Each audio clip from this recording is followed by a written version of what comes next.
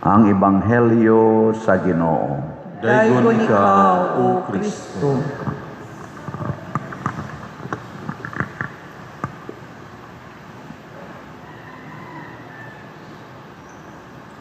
Kining atong kinabuhi, mura ni siya og nagsakay og sakayan or barko niya naglawig sa dagat. Mura sa tag nagsakay og eroplano, naglupad diha sa hangin. Ang barko o sakayan pwedeng malunod kung ang hangin or ang tubig kutahon sa hangin, magbagyo. Ang eroplano sad pwedeng mahog, labi na gyud madaot ang iyang madaot. Ang iyang makina di na mo andar. Wa gyud tay kapanggunitan kana diha sa hangin ba. Mag-imagine bitaw ko kana maglupad eroplano ba nako sus kaniron og mukalit ni kayo ni ang pako ani naamdang makina nako. Di kita kapanggunit arang-arang din ni aning pangpang kana maligid kas pangpang kay ug naay mga kahoy-kahoy maka posible mang makapanggunit ka. Pero hangin mga 30,000, 35,000 ang feet ang gitason. Murag makaingon ta, wa na niya. Mausa nas dagat, anha ka ng lapad kayong dagat, niya, naguba imong barko, kusog pa kayong bahod, na, makaingon yun ka, lamyon kita ng dagatan. Mausa na ang atong panaw din is kalibutan, na ay panag-away, kagubot. Una diri sa atong unang pagbasa, nagkagubot ang nagsunod sa Ginoo, nag-away. Sa una pagiday na no, bisan pa sa panahong Kristo gyud ba nga bag-o pa siya ang nagsunod, nag-anam og kadaghan, nag-away. Di ba? Mao sa ni mahitabo dinhi sa ato no. Di ko na ba sa inyong mga kapilya way nag-away dia, labi na panahon na pista. Oh, dagan. Kita din maligya man tag raffle ticket o kay nag-away. Wa pa kay mo say namalit. Gamay pa maghalin. Pero oy, kusog kay nang panag-away, grabe kay tanan. Basta naa simbahan o bisag unsang pundo ka, parehasad karon nagkadaghan ang ato mga politician sa away. Naagi nang away. Unya, kaning away, matud pang Kristo, kung ang usa ka pamnimalay o usa ka gingharian o usa ka nasod, mag-unay gay nag-away, malusno gina, pasabot, dili makaabot sa iyang pangandoy, sa iyang purpose. Nganong nanimba man ta, nganong nagtukod magsimbahan si Kristo, unsa may tumong, aron ta maluwas, aron ta padung ta sa pagkaway sala. Unya kay nag-away man. Porting sala. Giling niya imong tupad na wa jud ka kapanglibak karong si manaha. Ina ba? Ina sige mo jud kag simba kada buntag, wa jud ka kapanglibak. Why? Otro ta na libak kon gana. Samot na nang way simba-simba. Samot na. Unya, makaabot ka ta sa atong destinasyon nga mao ang langit. Patay. Muna, ang solusyon di ay aron ta makaabot gyud didto, kinahanglan musakay kuyog nato sa sakayan si Jesus, si Kristo. Siya ang manluluwas. Pasakya siya. Lain na sang lingi si mong tupad na nagsakay na mo ni Kristo. Na nagsakay mo ron. Oy, basin ang yawa mo ni sakay, kana ra bang yawa nol? Ang kana si Kristo, kinahanglan nimo siya imbitaron. Aron mo sakay kanang yawa, mo ilog. Musaliot-ot yun na, bisag mo pa ng iwakli. Kanang may ka otokso, layuan mo ako. Sa lami na nung kain tokso, anak. Palamihan nung nagmaayos yawa. Kaya gusto gina siya musakay, bisag di pa na imo imbitaron. Murag og sa kumbira pa na, murag na siya gate crosser by tawag, anak. Oh. Kana bang magpalayo gid ba panahos misa? Dol-dol mo diri oy. Anong layo mo kay mo diha? Nya ni sud pag misa gadagan. Mura jog giilogan sa Ginoo. Wa toy labot sa kong umili. Mo na trabaho sa Sister Lua. O imo ginang pasiplatan. Total siguro naman ang imong pultahan diha na di na masudlan. Imo gina silang doldoolon kay naman kay bag-ong manimba dinhi nga wa pa kay bawas ato bang pamaagi ba. Kanino makaraan hapit naman sa ni mga matay so kay bawo na kay ni sa atong kuan dinhi pamaagi. Ang pangutana karon unsaon man nato para siguro gid ta nga si Kristo musakay sa atong sakayan. Unsaon man? Ang solusyon naarasad sa atong unang pagbasa ug sa ato sang ebanghelyo. Una, sa dihang nag-away na, nagpasabot na to nga unsa man? Nisakay na ang yawa.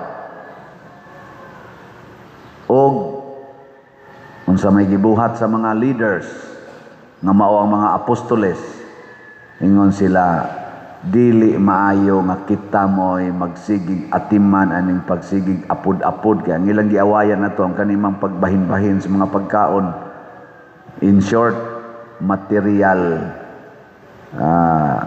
benefits kanang kwarta ba mao maginay sagad awayan di ba kanang magpista adto man ginaan, wak man to nimo girimit nga para ay man tong imong ticket.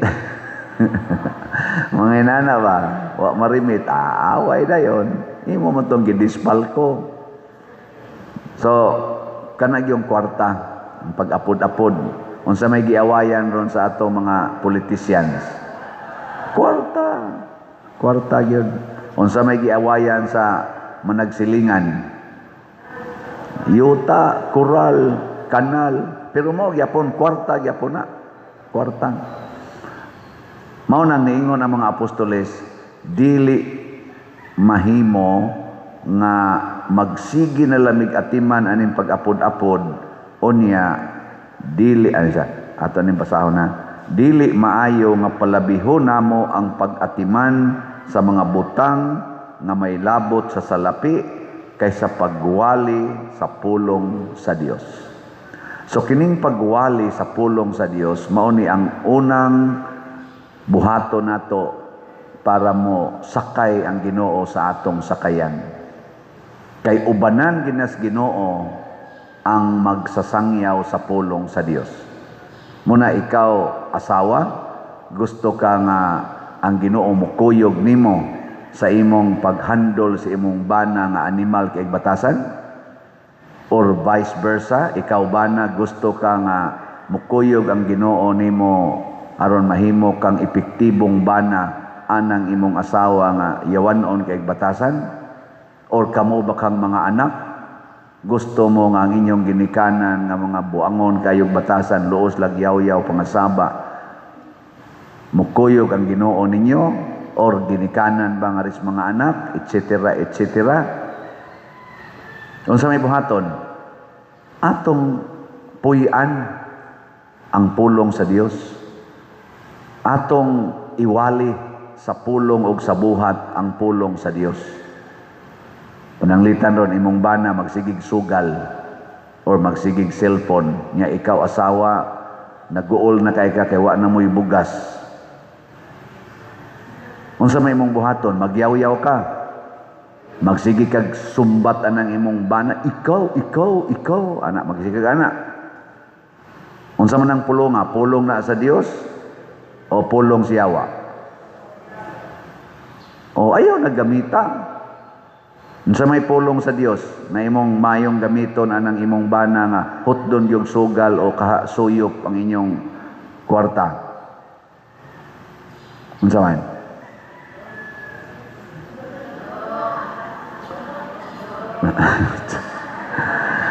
Dudong-dudong kap tamparoson. Tamparoson. Ay, ang pulong sa Ginoo epektibo kayo diha kanang niingon siya nga kalimti ang imong kaugalingon, pasana ang imong cross ug sunod kanako. So ayaw na paghuna-huna nga mukaon pa ka kay wa na say pagkaon. O niya antos lang nga wa kay kaon hangtod maabutan ka sa imong bana nga luspad na kay kagnaong. O niya di nakakabangon hastang imong mga anak din akabangon kay wa nay kaon.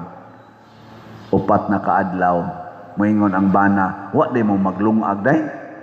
Moingon ikaw wa gyud malungag dong kay upat na kaadlaw wa gyud tay bugas. Nga wa man tay bugas. Wa man kay giintrigo gasalig raman gid minimo. Mahinomdom ding bana nga pila ka tira sa suyop ang iyang or pila ka longnik nga nabay longnik anang kulapong. O ana kana bakang red horse anduay o mahinomdom dayon siya o matauhan ba mangita siya paagi nga makatabang sa inyong kahimtang. Mahimo na siyang responsable. Ngay kasunod anang adlaw, sunod niyang sweldo, moingon na siya, di ko ni gastuon, kay makuyapan na sa tong akong basawag, akong mga anak. Makahuna-huna na siya ba? Pasabot ang imong pag-antos o ang imong pag huna-huna sa imong kaugalingon, maoy nakahatag niya og pagtulunan. Mao na gibuhat sa mga apostoles. Ang sunod, ang pag-ampo. Ningon sa diri sila nga dili pwede nga ang atong pag-ampo masakripisyo sa siging atiman anang kwarta. Di ba daghan kay ninyo nga dili na makaampo tungod sa kwarta? Pangitag kwarta tungod sa trabaho? Apil naming mga pari, di na may kaampo kay sigig yung pangitag hain ng kolektahonon. Oy, o magsigi na lang tag-focus anang kwarta, wa na'y ampo-ampo. Ang pamilya, di nakarosaryo as family, di na makasimba as family, di na makadebosyon og mga santos as family, di na gani mo kahimo, ana, wa na'y pag-ampo ka ng inyong pamilya, di gina mo abot sa iyang destinasyon. Nga naa ang kalampusan o kabalaan sa kada membro sa inyong pamilya. Malusno gina muna ampo gyud ay pagsigatiman anang kwarta biyae gid nang kwarta kanang cellphone kwarta mangyapon na sigig tan-aw sa cellphone sigig tan-aw sa computer wa nay rosaryo wa nay simba-simba usahay kay hapit din asad mga tug nilingay mong tupad na magsigi na kita rosaryo ha. Ina ba? Magsigi na kita rosaryo. Lingi mo ba? Nga, di man mo manlingi. Onya, kung kamo nagsigi na sad mo rosaryo sa inyong balay, pangimbitar mo sa inyong silingan. Pangimbitar ba? Magrosaryo kita kay ug sige lang day tag pangwarta ang Ginoo dili mo sakay, dili mo kuyog sa atong pamilya. Patay kita siyawa. Ana, nya dayon ang ikatulo nga buhaton matud pas mga apostoles nangita sila o sa ato matud pas atong ebanghelyo nagsigi sila pangandoy sa Ginoo. Nagbiyahe sila, lingi-lingi sila way Ginoo, sigigig sila pangita. Og tuod man sa ilang pangandoy nga ang Ginoo makuyog na gid nila ning abot yung Ginoo. Pangita yung Ginoo. Kamong mga anak, kinsa may inyong gipangita, Ginoo o ginikanan? Mga anak ba? Ay mo pangita o sa inyong ginikanan? Pangita mo Ginoo. Kay usahay ng inyong ginikanan, yawanon kay nagnaw. Nya makapa-discourage pa na ninyo. Pangitag Ginoo. Nya unsaon man pagpangita o Ginoo? Ang Ginoo di ay mga igsuon, maglakaw ibabaw sa tubig. Ang tubig ba nga kusog kayong bawod nga ang ilang sakayan galisod na gani og padayon. Ang sakayan nga galisod pag lutaw ibabaw sa tubig nga gidesign gina siya pag lutaw ibabaw sa tubig, usahay dili kapiog sa mga balod. Pero ang tinuod di ay nga Ginoo maglakaw ra na ibabaw sa mga problema o mga kasakit.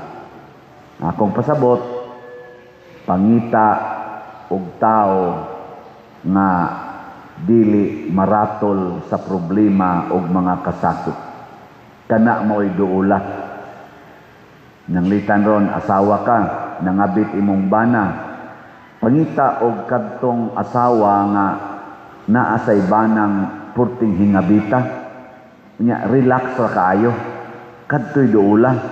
Kay adto ka muduol atong nakigbuwag sa bana, lahos sa kagkabuwag.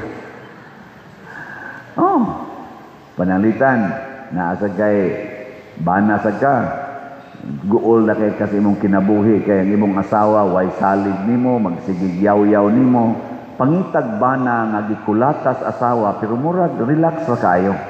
Kadto mo'y duula. Kay mautoy may mutambag. Ayog duol atong mo sympathize po nimo na biyahe na pre oy daghan di ako kabatig naong na mo sawa. Wa di ka kibaw ka na si kuan. Plus mi tato ba nga bag-o na byuda ba?